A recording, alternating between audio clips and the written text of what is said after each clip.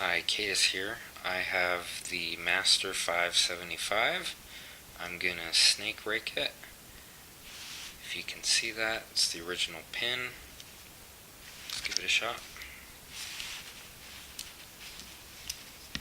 I'm gonna go bottom of the keyway. Insert the rake.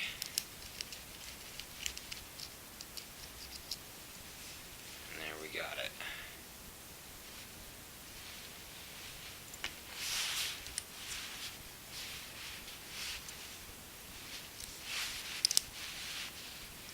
Lock it back up. I'll do it again. Oh. Let's make sure it's good and solid. Coming out.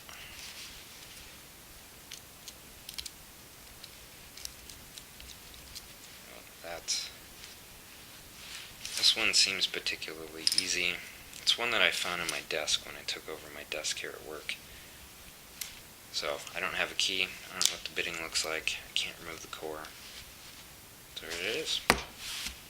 Thanks.